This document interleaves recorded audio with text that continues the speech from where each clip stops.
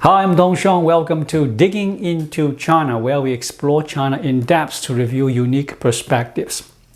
Recently, China's economy has faced two significant challenges. The first is the collapse of the real estate market, which has effectively signaled the start of an economic downturn. The second is the persistent issue of overcapacity, a chronic problem that continues to burden China's economy. If we turn our attention to the present, has China's economy reached its lowest point? Most would likely agree it has not. Given that the economy has not yet bottomed out, what will define the next phase of China's economic decline as it continues to worsen? Today, we'll explore what lies ahead in this next stage of China's economic challenges. So, what will be the prevailing theme of this next phase? In my view, it's quite clear. A deepening sense of disappointment will continue to spread. Some may find this hard to accept, thinking, more disappointment? I'm already deeply frustrated. How could I possibly feel more let down? I understand that sentiment completely. However, the disappointment I'm referring to isn't about expectations for the economy's trajectory, but rather a growing disillusionment with the direction of government policy. This may sound abstract, so let me clarify with a straightforward example. The issue of low birth rates. Low birth rates are a pressing concern in China today, a point on which most people, regardless of their political stance, can agree. What does it mean to have low expectations for policy direction? It's the belief that without government intervention, the current birth rate trends will severely impact our future, leading to issues like an aging population and pension shortfalls.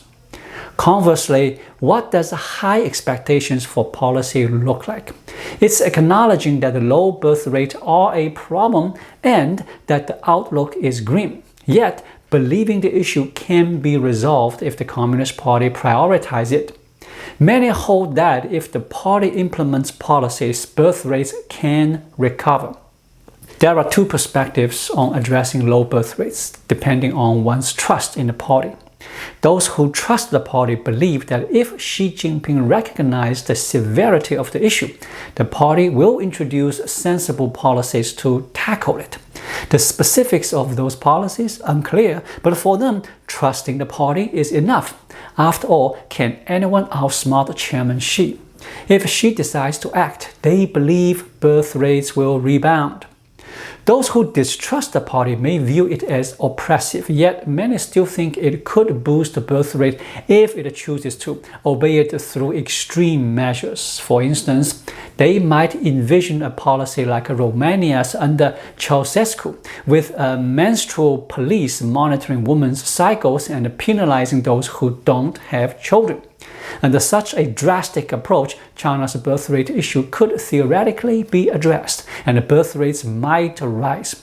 While this would come at a significant cost, many believe the party has the capability to enforce it. Both sides, despite their differing approaches, share the belief that the party can solve the problem. But is that truly the case? In reality, it's not. Even if the party now treats low birth rate as a top priority, what can it realistically do? Offering 3,600 yuan in childcare subsidies is already straining its financial limits, especially with the social security funds nearly depleted. Implementing something like a menstrual police would also require vast resources. If there is no budget for subsidies, where would the fund for such a force come from? Sure, if the party diverted all its resources to this issue, it might make progress, but at the cost of neglecting everything else, leading to economic collapse. For the party today, the low birth rate problem isn't just about recognizing its severity, it's that they lack the means to address it. Many haven't realized this yet. This misperception is what I mean by misplaced confidence in policy.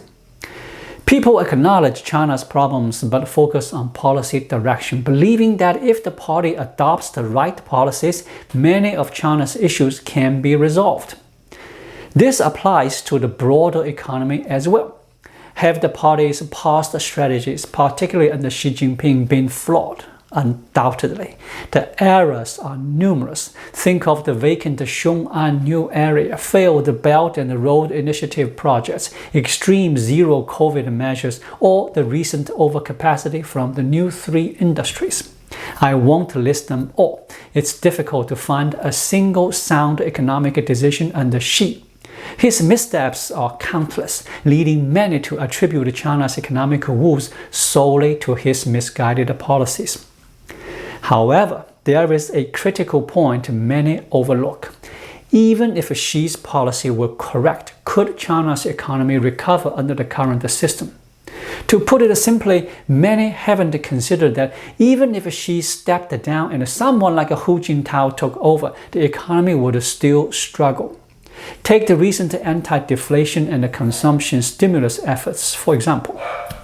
Since early this year, the party has been battling deflation. It started with a trillion-yuan consumption subsidy, followed by efforts to curb involution. This represents a significant shift in approach, if not a complete reversal. If Hu Jintao were in charge, he'd likely pursue similar policies. But what's the outcome? Has consumer confidence improved? Not significantly. It remains low. Has deflation been resolved? No. The 2 key deflation indicators, PPI and CPI, are either declining further or showing little change. Some argue Xi's policies lack sufficient force. True, they could be bolder. At the Davos Forum, prominent pro-party economist Jin Ke-yu suggested a radical solution: shift local officials' performance metrics from GDP to consumption. She argued this could reverse deflation. Many investment banks endorsed her view. A major cause of China's deflation is distorted government KPIs. For years, the party has prioritized GDP as the key measure of officials' performance. Naturally, officials focus on boosting GDP to advance their careers. And what drives GDP in China's system? Production and manufacturing. It's not just the most effective short-term way to raise GDP, it's practically the only way. Consumption can also contribute to GDP, but its impact is slower and less direct. As a result, officials prioritize production, often ignoring actual market demand, leading to overcapacity. In the past, this meant excessive infrastructure. Now it's factories. However, I don't entirely agree with Jin Ke-yu. I believe China cannot realistically adopt consumption-based KPIs. Consumption is a challenging metric to enforce. GDP can be boosted through investment or large projects. A single major project can quickly spike GDP. Local governments create investment offices to target a few hundred key entrepreneurs, secure their support, and GDP rises. Consumption, however, isn't driven by a single figure or project. It involves millions of people across society. Boosting consumption requires better welfare systems and higher incomes, which are indirect and slow. The government can't mandate consumption with something like a daily spending quota, where failure to spend enough restricts your movement. That would collapse the economy overnight. Fundamentally, consumption as a KPI conflicts with China's top-down system. Consumption is tied to people's happiness, satisfaction, and welfare, qualities more aligned with a bottom-up democratic system. That's incompatible with China's current structure. This is the core issue. Many economists analyzing China's economy focus too heavily on economic theory, overlooking the influence of its political system. In China, politics always takes precedence. It's the decisive factor. This pattern extends beyond birth rates and deflation to areas like real estate. I won't detail every case. Xi's past policies have been problematic, but what many haven't considered is that even if his policies were flawless and well-directed, they might only slow China's economic decline, not reverse it. That's the reality of China today. What does this mean for ordinary people? Why does recognizing this matter? I believe understanding China's economic challenges involves 3 stages of mindset. The first is blind trust, accepting everything the party says as correct and beneficial. This inevitably leads to losses in any endeavor. The second is hoping for a wise ruler, expecting someone like Hu Jintao to return. This mindset believes that ousting Xi and reverting to the reform and opening era would revive the economy, still viewing the party as all-powerful. The third is reflecting on the system, realizing that as long as the party structure remains, economic recovery is impossible. It recognizes the party's limitations. Currently, many in China are stuck in the second stage. They view Xi as foolish, stubbornly clinging to flawed policies while overestimating the party's capabilities, believing that better policies would fix the economy. In reality, Xi's policies over the past 6 months, while some, like mandatory social security, are questionable, have begun loosening economic controls. Many policies echo the Hu Jintao era, such as lifting restrictions on the film and the TV industry, introducing child care subsidies, and addressing involution by de-emphasizing production. Most notably, Jack Ma has been welcomed back, transitioning from a vilified capitalist to a respected figure again. Xi's recent policies are starting to appear more reasonable. Faced with these changes, are you still in a second stage mindset, or have you reached the third? This choice is pivotal. Consider the recent relaxation of film and TV regulations. The party issued new broadcasting guidelines, removing the 40-episode limit for dramas, lifting caps on historical dramas, and promising less stringent censorship. Film and TV stocks surged 20% in a day. How should you interpret this? Those in the second stage might see this as the party loosening its grip, signaling a new golden age for the industry and a rush to invest. Those in the third stage, however, recognize that this rally is temporary. Expecting deregulation to usher in a flourishing era for film and TV is unrealistic. The extent of this relaxation is uncertain. China's film industry struggles not only due to content quality, but also insufficient consumer spending, a fundamental economic issue that the relaxed controls can't fix. I'm not saying you shouldn't invest in these stocks, but you must understand the rally's cause and the limits. You are not profiting from an improving economy, but from those stuck in the second stage, hoping for a wise ruler. When the rally peaks, it's time to exit. Don't assume a single policy can transform an industry's fundamentals. This pattern applies elsewhere. Childcare subsidies led to a surge in baby-related stock. The recent stock market rally stems from anti-involution policies, with markets believing reduced competition will boost profits. The party isn't oblivious. As the economy deteriorates, it will reduce harmful policies. But don't mistakenly believe that fewer bad policies will lead to recovery. The root cause is the system. Avoiding unrealistic expectations is the best way to minimize losses. Shift from the second stage to the third as soon as possible. In a broader trend, a collective shift from hoping for a savior to disillusionment with the government from the second stage to the third is inevitable. It's just a matter of who gets there first. Early adopters benefit, latecomers lose out. And who drives this shift? The party itself. Reality is the best teacher. China's future will likely see small rallies from favorable policies, followed by larger crashes. People will cry through hope in the party, then despair, and finally awaken. This mirrors Japan during its bubble burst. When Japan's bubble collapsed, stocks still saw temporary rallies. Why? People had unrealistic faith in the government, not in policy direction, but in financial tools. Economic theory suggests that lowering interest rates boosts stock prices, encourages borrowing, spurs consumption, and revives the economy.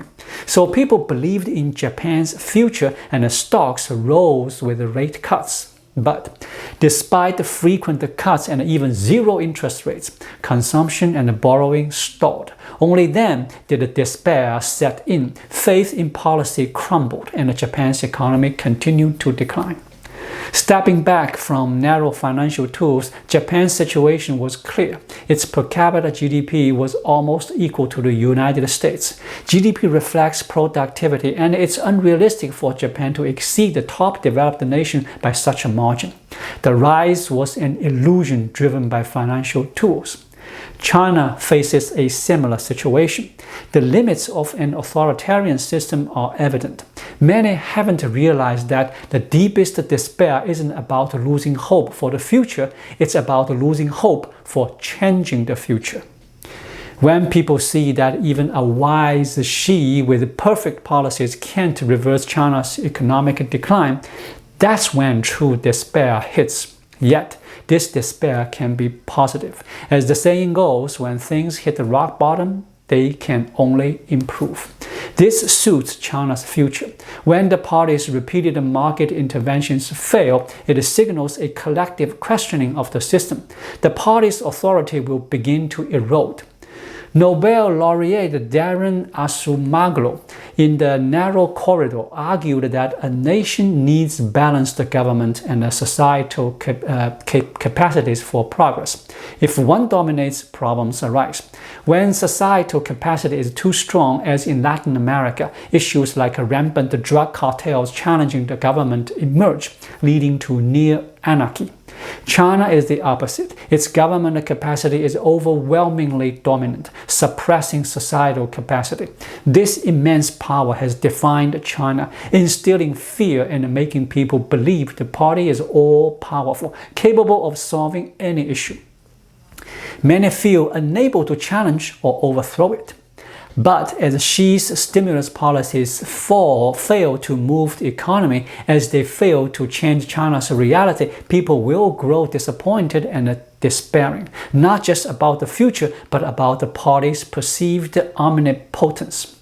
Its authority will start to collapse. When most people stop believing in the party's power and recognize its system as the greatest barrier to economic progress, that's the foundation for a better future.